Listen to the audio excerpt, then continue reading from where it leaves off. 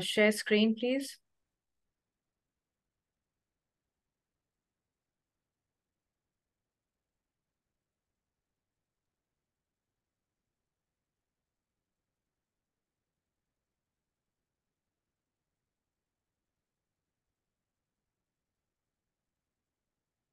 Right. Gohar, can you see my screen?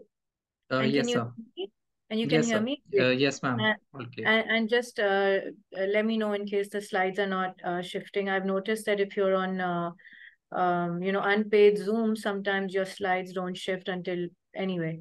So here's a beautiful picture of my campus. Thank you, everyone, those from FCCU, part of the family, but those who aren't, for them especially, this is a wonderful picture of our campus. And it's probably the reason for us being able to do so much good research. I'm Sara, and I'm working in the sociology department. And our session today, we're going to try to cover first, address the questions by the registrants. Then we'll talk about some common mistakes in proposal writing based on request, recommendations and preparation stages, then making the transition from academic to grant writing, which actually does have a difference. Checklists for proposal writing, I'm going to cover one, but there are many others. And then the second part of this whole presentation today is a sample project, because this also is based on request. Registrants have asked that we want to actually read the sections together, the main sections that need to be submitted. So that's what I would be covering in the second half of the presentation, inshallah. So to address the questions first, um, definitely, we're going to talk more about effective methodology for grant proposal writing. We're also going to talk about how to, uh, the review of the research proposal, the budget design, and I think a registrant that was mentioning special focus on economics also meant something similar uh, by budget. I'm just moving this box across. And then we're also going to talk about how to express project limitations. Definitely, we'll cover everything according to the topic. What we can't cover is plans for dissemination and data sharing after the research has been completed, because that really doesn't come under this topic right now. However, in case the registrants meant do we ever publish proposals? The answer is yes. So in the post webinar reading material, I've attached one of my protocol papers that have actually been published. So it's a good idea that when we're drafting our proposal, not only are we preparing it for peer review and for fund applications and for grant bodies to review it, but we also consider that it may actually be published as a protocol or a proposal paper. So I've published 3 protocol papers, and I've included one in your post-webinar material. I hope it's useful. And I hope that was the question. And that's why I haven't put any stars over there, because we're not going to be really talking about research dissemination in this presentation. So where do we start? When we're looking for funding, we need to be creative and flexible. Again, this is a whole section responding to a registrant's question. We need to stay in touch, obviously, with our university research office. Staying in touch with HEC is a good idea. Usually their site or their social media messages alerts us about different grant opportunities. We should be open to seeking options from both the government and private sector, and also international bodies. Regularly visiting social media links on Twitter and LinkedIn helps. Keeping a watch out for what other local researchers are doing, where they're applying, and where they have run recent grants from is helpful. Asking our peers and colleagues, having a team right from the start so that all of us are reminding each other to look for grants. Drafting a short versus a longer sample of our proposal so that we can submit to multiple areas. Usually grant bodies have different requirements. The headings may be the same and similar, but their word limits vary. So some grant bodies will allow you to submit, up to 10,000 words. Others will restrict you to 2,000 words. So have two versions ready, a short versus a long, so that you can apply to multiple bodies. The good news is it's not like an academic journal. You can submit to many granting agencies. And then keep on the lookout, even if you haven't got somebody on the on day one, for sectoral collaborators, because that really helps. Maybe your collaborating partner can actually submit on your behalf, and for example, they might be eligible. One example is when the private universities and public universities collaborate, like and the funding opportunity is only public universities are eligible. Then your Punjab University colleague can submit on your behalf. So collaboration obviously helps.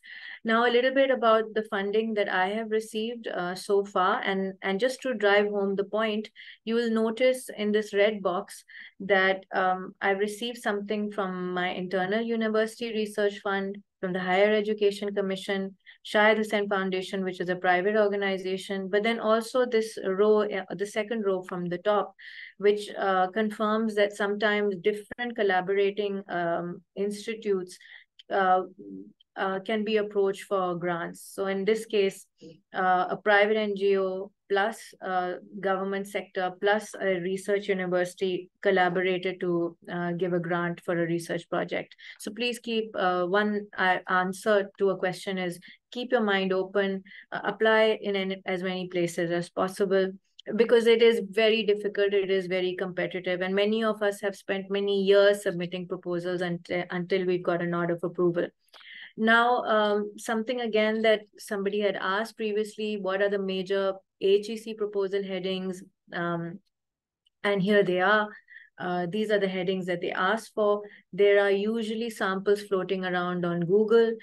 Again, headings are usually similar across the board.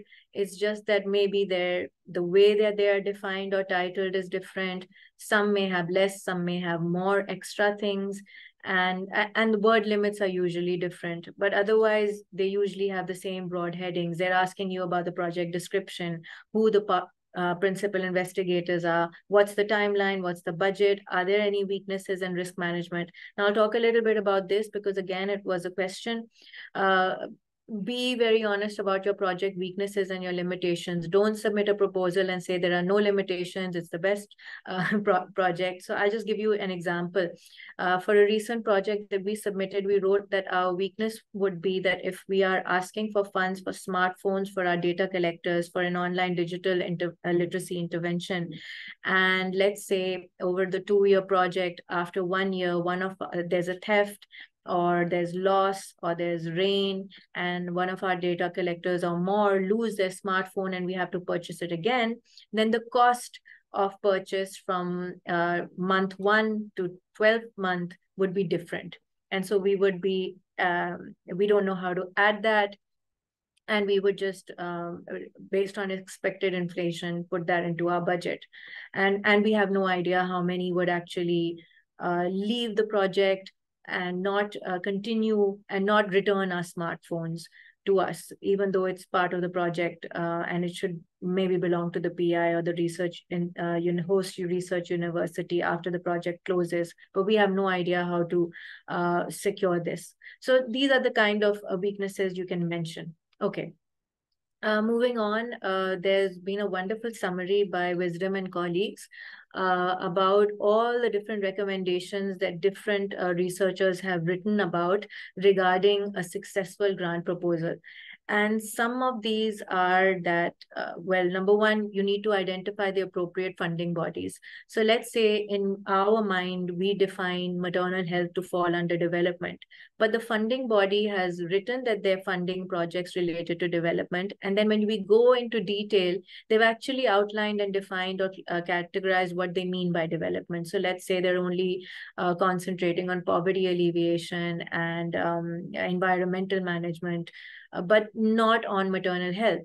And so even if we believe it comes under development because the funding body doesn't, it's better we don't apply there or argue with our funding body. And this is something that apparently happens commonly as well. So we can't discuss everything on this. Obviously, the presentation will come back to you so you can read it in more detail, but I'll skip a couple and discuss the important ones or the interesting ones. Seeking advice from colleagues and peers. This is essential because, even if a team of 10 people are writing something down, the more it will be reviewed internally and by your senior colleagues or by other people in the same field, the more feedback you get, the more you will be able to improve your proposal before you actually submit it to the funding body.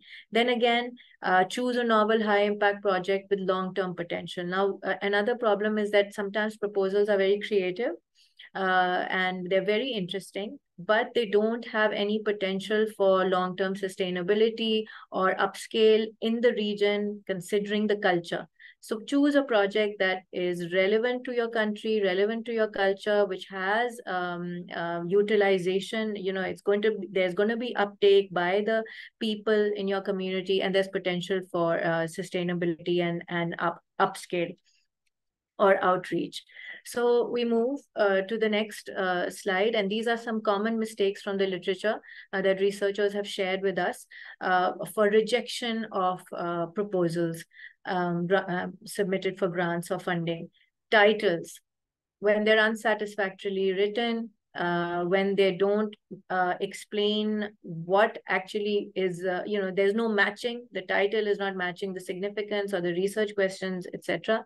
When the introduction section is not written well, in fact, facts and maybe references are misrepresented, there's no clarity, and there's a lot of irrelevant information that actually doesn't tie into the next section of the proposal, for example, the specific research questions and the hypothesis. The problem statement, again, when it's badly written, when there's lack of clarity, when the problem statements are not even relevant, you'll straight away get a rejection. When the literature review is inadequate, lacking focus, poor presentation of the reviews and referencing, maybe outdated material, and in the sense that you're trying to intervene with a poverty alleviation program, but most of your literature is about poverty statistics from 10 years ago. That's not relevant. Research problem and priority areas. Again, choosing something that's not important or relevant. Like with HEC, they have national priority areas, and it's sensible to choose one of them when you're applying for funds. If you're not going to choose something that's relevant to your society, your region at the moment, for example, the recent ones nowadays are climate change, artificial intelligence. Now, these have a higher probability of getting picked up for funding, and that's just the reality of it. Research objectives, if they're unclear, if they're obscure, high chances of rejection. Research hypothesis, this is apparently a common problem. Sometimes the research questions and the hypothesis are not matching. We'll actually talk about specific examples related to this as well. And this is when the reviewers know that your methodology is weak, and there's no clarity in what you're actually going to be testing when you're continuing with your project. Straight away rejection over here. Again, appropriateness of methods and research instruments. Now, sometimes researchers usually say that, well, they asked for the proposal, but they didn't ask for the research instrument and the appendix with surveys. And then later when we had to define and design them, there were issues with the funding body, or there were issues with the project implementation. So very good idea, rule of thumb. Even if the funding body is not requiring it, even if you don't need to attach it for your IRB ethics approval, still your internal team, when they are making a proposal, should have a clear plan and an idea or a documentary evidence of what kind of surveys they'll be using, baseline, pre-test, post-test, the research instruments, because otherwise you'll have problems later on. And even if your funding body is not allowing you to attach this information, you should have it. And in most cases, even if they're not asking for it, they will allow you to attach it and send it to them. Another reason for rejection, not having very strong PIs or a team of collaborators, the budget not being complete or justified, the reviewers not being able to understand why you're asking for extra money, and timelines not being included with Gantt charts, and plans for dissemination not being included. Now we're going to cover all of these sections today, inshallah. So another thing to consider, questions to be answered before we actually start writing a proposal. This whole slide is about pre-preparation. So do you have the team members with the relevant skills? Does any additional training or skills do you require them? So there's no harm in pausing, taking a break, going in, doing free online courses for R or NVivo. Do you have the right collaborators? Do you need any extra people for help and support? Do you need grant writing skills, or should you transfer this off to another PI? So for example, you might realize that you're good with the skeleton write-up, but you need another PI to a co-PI to actually improve the draft and develop the final communication.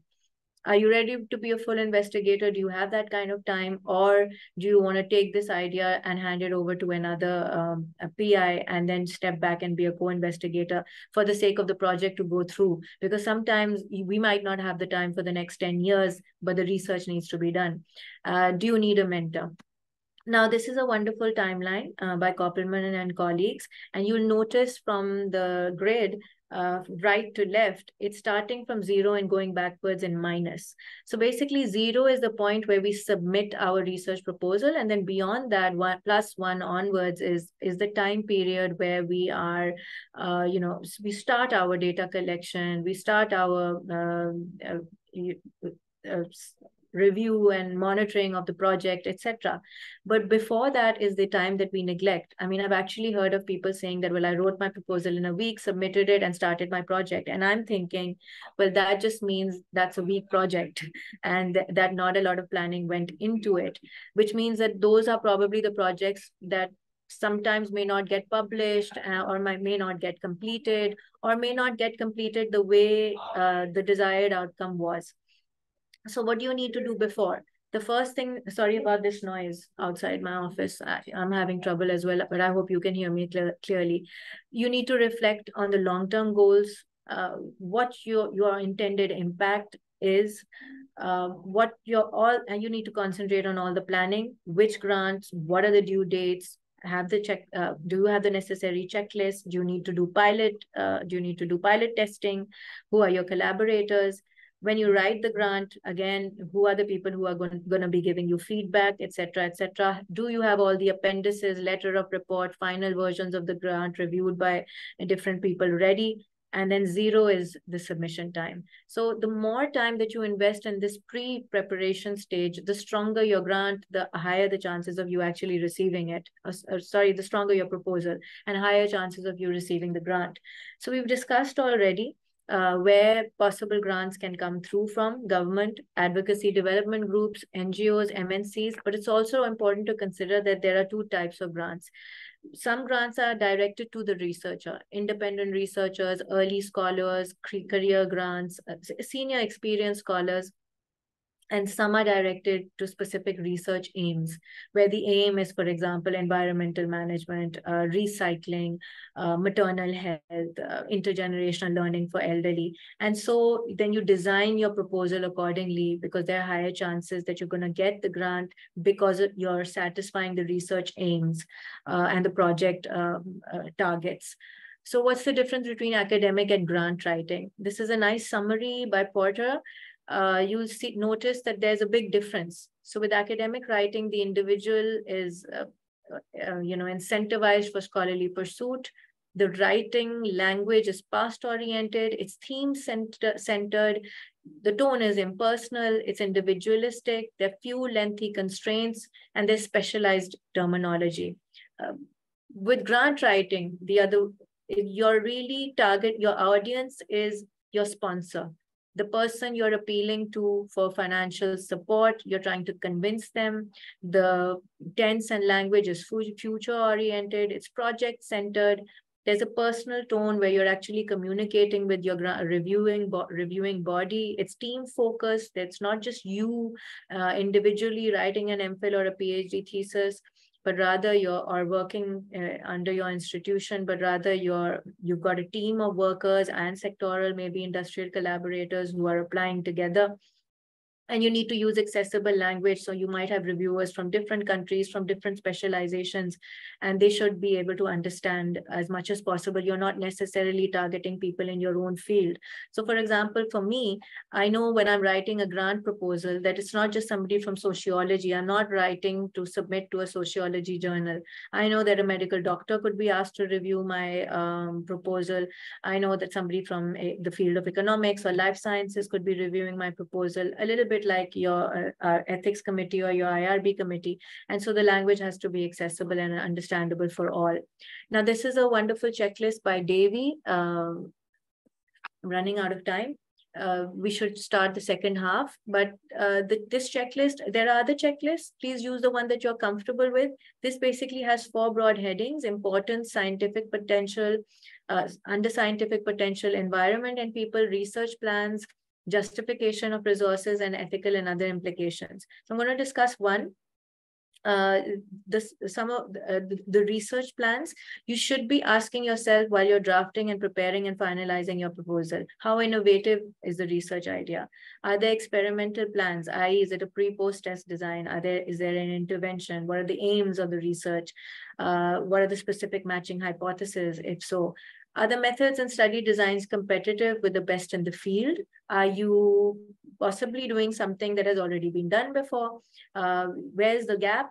Where are you taking off? Don't say that this has not happened in Pakistan and it hasn't happened across the rest of the world. Be honest, say, well, it's happened, let's say in Sri Lanka, it's been successful. It may have happened in Punjab. I'm now trying to implement it in other province of the country. So know what's happening around you. And this, you're obviously an extended literature review helps over here. And have major scientific, technical, or organization challenges been identified? And will they be tackled well in your targets and your final outcome measures, proposed outcome measures? So this is a wonderful checklist to have and to keep asking yourself and to keep checking. So don't just check it right in the beginning of your first draft, but keep going back to it until you finalize your draft. And you'll notice that certain sections are strengthened because of this. Some things are abandoned because of this, etc. So second part of our session, I'll take a pause in case anybody has any questions. Gohar, is everything okay? Should I continue? Yes, ma'am. We don't have any questions right now. You can continue. Okay. So how do we write a section on, how do we write a research proposal in different sections to satisfy this, because it was a request from the registrants. So what's a typical flow of a research proposal? The first is the introduction, which has specific subsections. Some might have more, but the main ones that have to be there include a theoretical framework, statement of the problem, aim of the study, significance of the study. Then another section should be, or another chapter or major section would be review of the literature, which would have, and then there would be questions. You could actually divide your literature into local literature versus international literature, etc. It's up to you. And then questions and or research hypothesis, if relevant. Detailed methodological design, this has to be very strong. Each section has to be strong, but this has to be systematic, scientific, and strong. You should definitely have a sampling and selection criteria, operationalization and the instruments that you're using. So even if you're not attaching the detailed appendix and survey, please mention which instruments you're using, source them, reference them, talk about their validity, reliability, etc. Your data collection plan and your data analysis plan. Now, a little bit from the past slides, one of the weaknesses reasons for rejection is that people have maybe the sampling and the selection, but then nothing on the data collection plan, or they have the data collection plan and then no clarity on the selection criteria. So please don't leave anything out over here. And then limitations and scope for research, and finally a timeline and plans for dissemination. Once you have this structure ready, all this information, then usually your granting body may have different headings or may have different submission windows. So don't worry about that. You can once you have this preliminary information, you can just readjust and copy paste and put in the necessary information according to the grant body's headings. So the first example, how do we pick a theoretical model? Well, usually when we're going through your literature review, you're specifically looking for theory, you'll find something.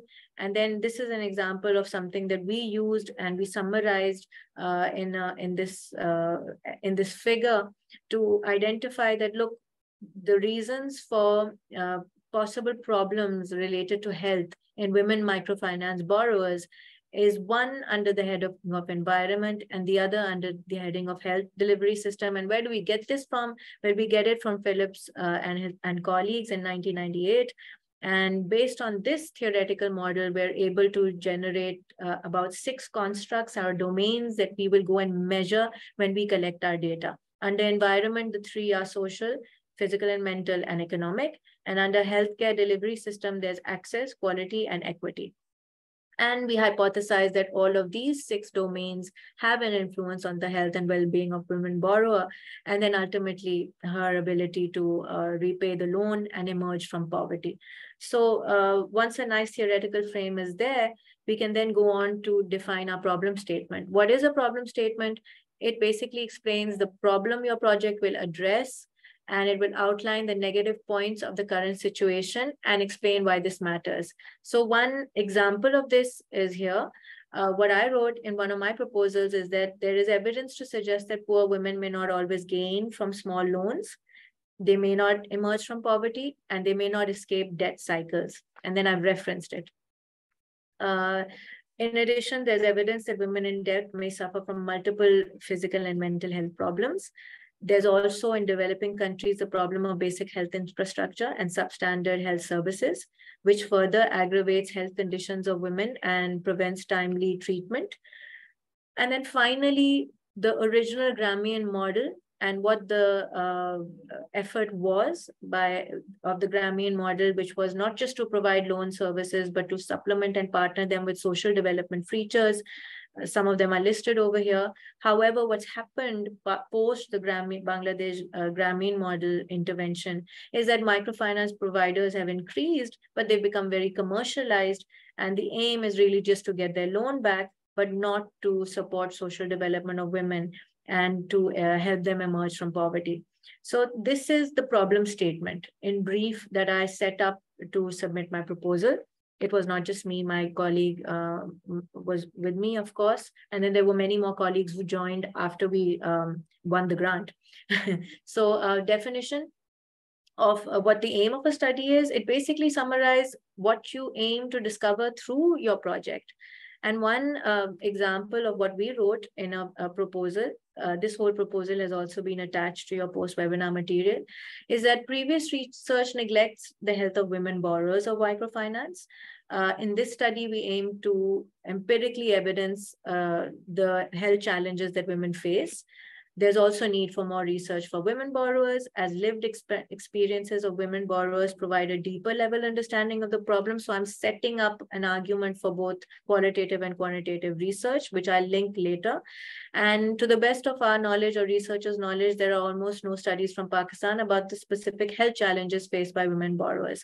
So remember, the more concise you are to start off with, when you start writing sections and you hear of grant proposal word limits and you say that, oh, like I'm writing an aim of study and they've given me 500 words, but don't worry about that. Don't panic. First, actually write very succinctly and clearly about what your aims are.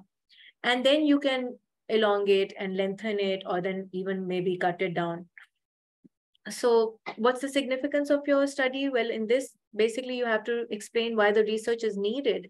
So I've written that based on this study, we'll be able to recommend improvements in women consumer protection laws within the microfinance sector and recommend key improvement in health and social development features. So I'm talking a little bit about the actual issue. We'll be able to identify what the health problems are and recommend some solutions from the primary sector. But I'm also going a little bit wider and saying that, well, microfinance consumer protection laws, regulation of microfinance sector can also be targeted.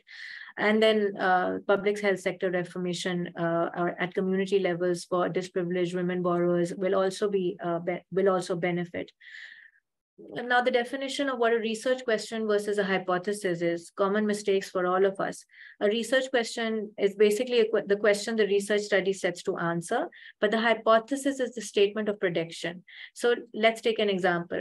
The research question over here for this study was, is there a relationship between the social development features of microfinance providers? For example, there were different items, loan borrowing, group solidarity, low interest rates, did I say this? Group borrowing, health insurance, savings insurance. So those items are mentioned. And then do those have a relationship with health and poverty alleviation? That's now what's going to be measured. But what's the hypothesis or statement of prediction? Now, from the literature, we find that women loan borrowers of microfinance in the developing world are not gaining with regard to health or poverty alleviation. And you can actually separate this into H1, H2, but I haven't, for simplicity, I've just merged it right now, due to the lack of social development features provided by microfinance providers. So what the project aims to do is actually going to test this.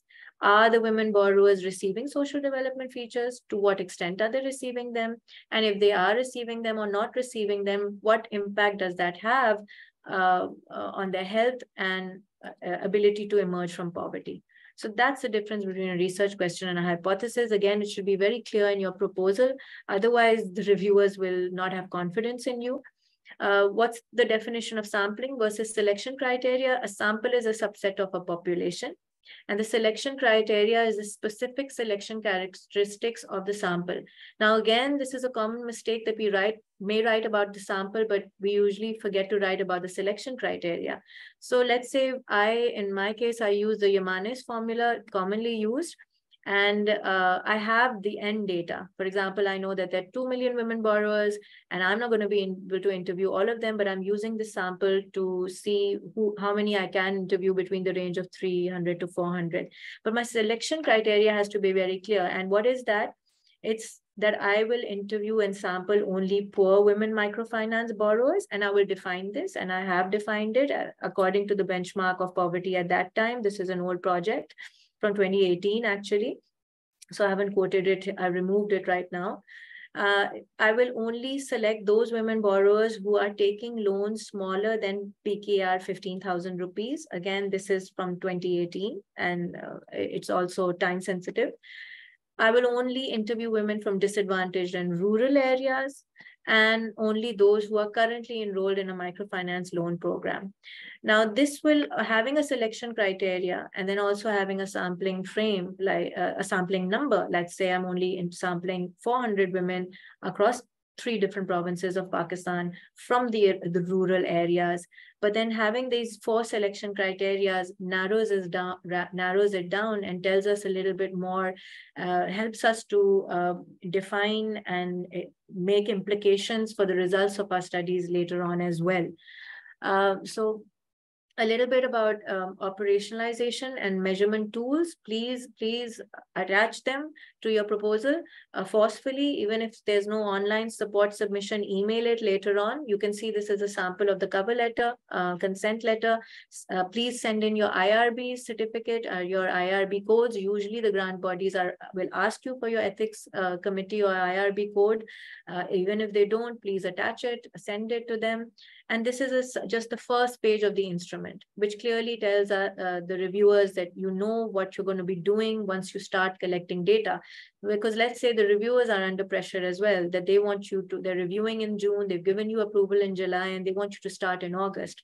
Now, those submitters who've actually sent in the instrument will, even if their write-up may not be that strong, will probably get the grant, and you might be eliminated simply because they believe that, well, the instrument isn't ready, so they won't be able to start from next month. So I've actually attached this to your post-webinar material. We can't talk much about this right now. Proposed data collection plan, please mention the details, how many data collectors there will be, who the research group leaders will be monitoring the data collectors. So for example, if we have 50 data collectors, 10 in each province, you definitely need group leaders. You also need research assistants. They may be students, your MPhil students, who are liaising between your research group leaders and the PIs of the team. And then how will you recruit them? Give information. What's the selection criteria for your data collectors? What's the minimum education for them? What's the selection criteria for your research assistants? For example, are you willing to take on BS students as well? And then what the for how long you'll train them? So what we did is that we actually in one of our proposals, we attached the video recordings of our trainings, because the research was so sensitive to the training of the intervention facilitators that we believe that our grant application would be very strong if we gave recordings of our training, and we made it clear that we'll be giving in-person training as well, but we'll also be giving video recordings so that the intervention facilitators can watch them and revise as much as possible when they need it. And this is a idea of a table summary that you can communicate to your reviewers when you're applying for the grant. Again, this builds a lot of confidence in the reviewers and secures grants as well. You can also send a map like this.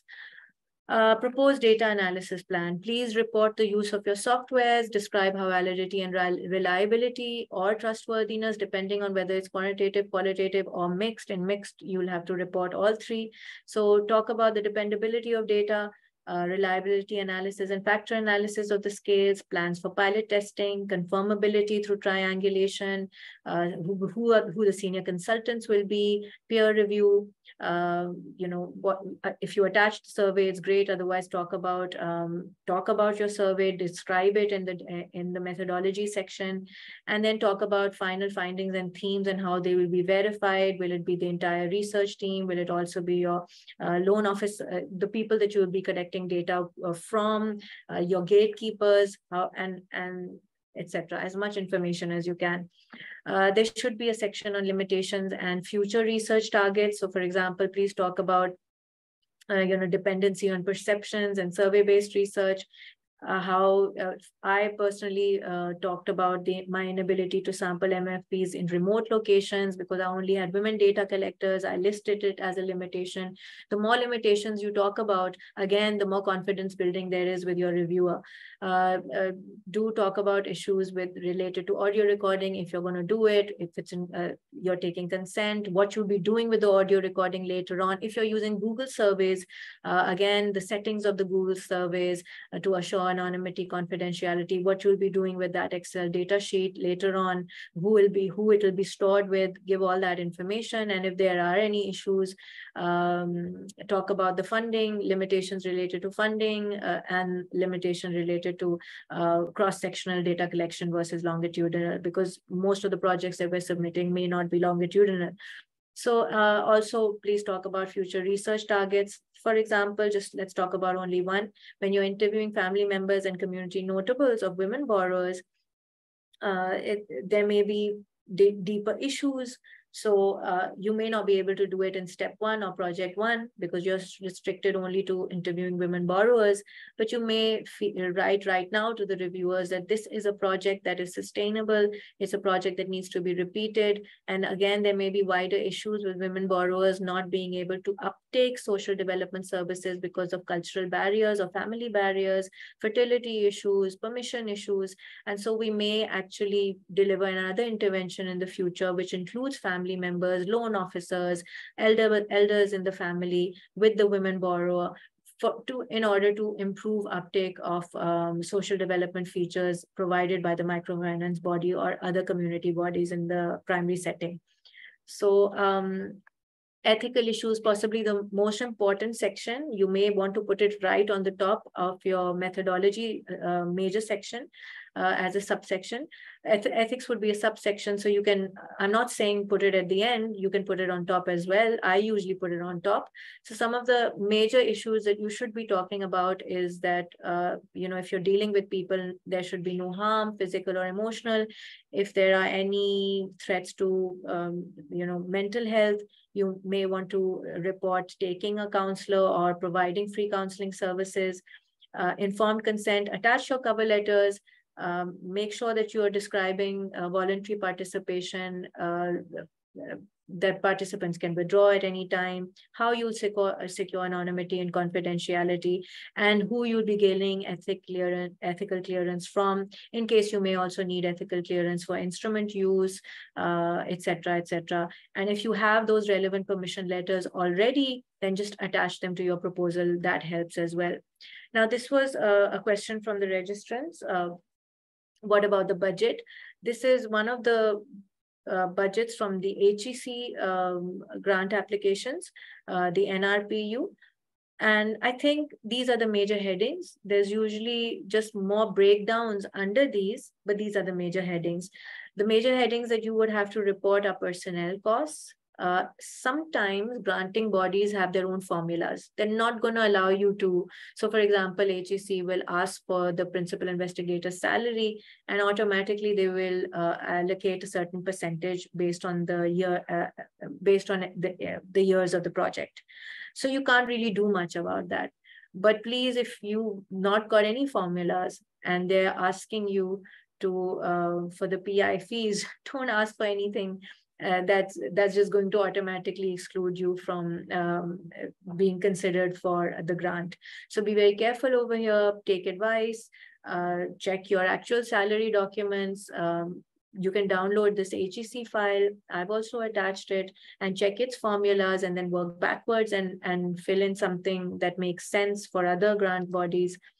Then they'll ask you about other faculty costs, maybe your co-PI costs, your MPhil students, your other research assistance costs related to your students, other personnel costs, and equipment costs, service costs. And again, HEC has a formula for what goes to your host institution. In our case, it would be FCCU.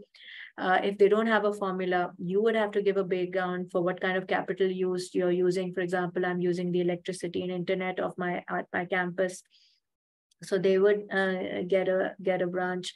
This has to be done very carefully. Again, this is teamwork. You might have 4 PIs, one who's working on the literature review, or all of you are combined working on the literature review, but one is working a little bit more on the methodology and one is working a little bit more on the budget. This is not something that you can do alone. The more advice and the more it goes back and forth, the stronger your proposal. This is a Gantt chart. The timeline is possibly also, I'm saying this about every section, but this is very important. So missing Gantt chart or a timeline for your proposal means that you automatically get rejected.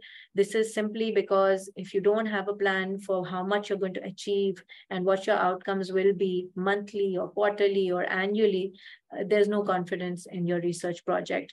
So Gantt chart is, you may actually have write about this in detail, but this is a really nice summary that clearly outlines what you'll be completing in which quarter and how your project will reach its end stage within 2 years. Plans for dissemination. Again, this was a question by registrants. You should obviously be targeting academic journals. We are part of a research university. Don't say that, no, I'm going to just publish something in a newspaper. I hear that sometimes, and I wonder why. Don't have such little confidence in yourself. And now today we've discussed that you can actually even submit your proposal, or it's called protocol paper for publications. You can also publish in programs, policy briefs like PIDE reports. You can data share, and you can share your data in publishing tools, and like data brief journals that are asking for you to submit your data. You can actually share a website link on, if you don't have any other avenue, you can share it on ResearchGate or make your own URL. You can host workshops and seminars. You might need money for this. Maybe you actually ask your funding body to host one of those workshops for dissemination. You can participate yourself and then apply to national and international conferences and present your work, and etc. I know that we don't have time for this, but it's something I'm lacking in this. I write a lot and do a lot of research, but I'm very, and I do the first one, academic journal dissemination, and then I shift to another project or back to my teaching. But I think Pakistan needs this commitment. We should be disseminating more and using multiple disseminating areas. So these are my references, and I'm over time. I don't know why. I'm sorry about that. So I'll stop share so that we can have a productive question and answer section. Thank you. Thank you so much, Dr. Sara. I'll quickly launch the polling, and meanwhile, all the participants are requested to please mention their questions and comments in the chat box. We have a question from PhD scholar Ms. Amna Gol from Allama Iqbal Open University. She says that in case of qualitative research involving interviews, I intend to opt for inductive thematic analysis of data. I am at a loss whether I can utilize a theory or not.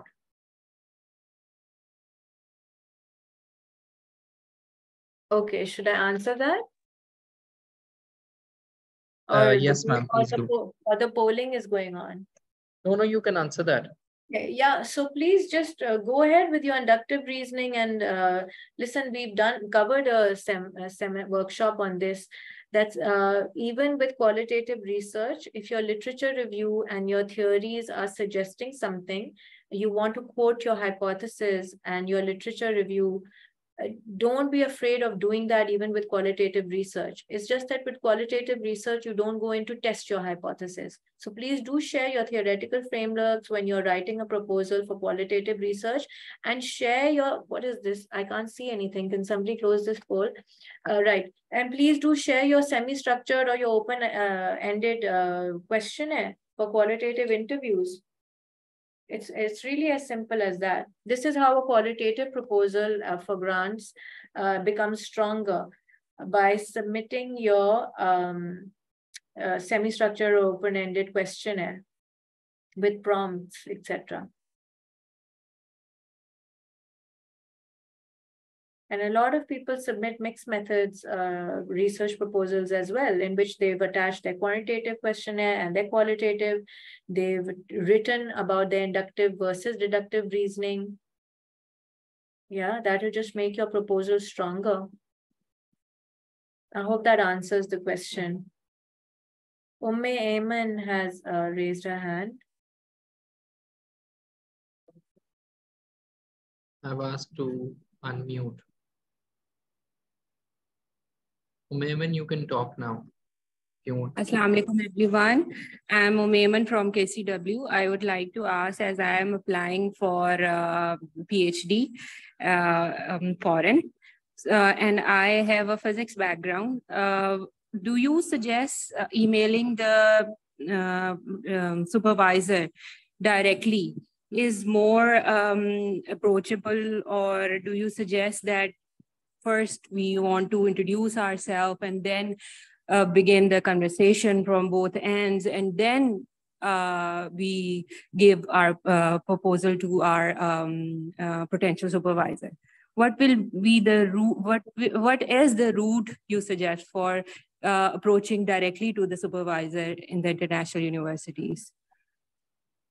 So I'm not sure what this question has to do with our session today, which is research proposal writing for grant applications. I think what you're trying to ask is how to find a supervisor, and you have a proposal for your PhD, but not for grant applications. And you're trying to share a proposal with a PhD supervisor. Just email them, please. I don't know what to say because it doesn't. Email them, share your proposal. I'm sorry, I don't understand how this question is related to the topic at hand today. Are you applying for a grant, Eamon? I'm missing something. Or you're applying for a PhD program? I'm applying for a grant, but my supervisor and many other people suggested me to directly approach the supervisor, and they have already grants on hand. Okay, stop. Oh, right. So you're trying to approach a supervisor to supervise your PhD research? Yes. And you're hoping that the supervisor will then give you Scoop me up. Yes. And then give you a grant. Yes, because international universities they say that supervisor have some fellowship and some grants on their hand, and so they what's pick and choose this potential proposal. Okay, so what's your question? How should you approach them? You should email. Yes, directly through email or any other. I have no idea now. It depends on your institution. So if the institution is asking, I'm just making this up because I've never applied for a PhD abroad, but if the institution is asking you to mail the institution and an PhD office, then email them. If they're asking you to email the supervisor, then email the supervisor. Follow the rules. Follow the rules of the institution. Okay, thank you. Thank you very All much. right, good luck. Best of luck. Who's next? Gohar, please. I don't think so. We don't have any raised hands and we have nothing in the chat box. You have already responded to the comments. Anyone else, please? You can mention your questions or you can raise your hand if you want to talk to the expert. Thank you so much to people who are writing in the comments box. Bless you. I'm so grateful. Thank you very much. That's it. I guess we don't have any other questions. So and Gohar, thank you, Gohar. Yes. Thank you so much for everything. And you'll be mailing everybody the post-webinar material. I will, ma'am, within 3 to 5 days when we are ready with the video. Thank you so much, Dr. Sara, for taking out time for conducting this session. And thank you. Thank you. End it now.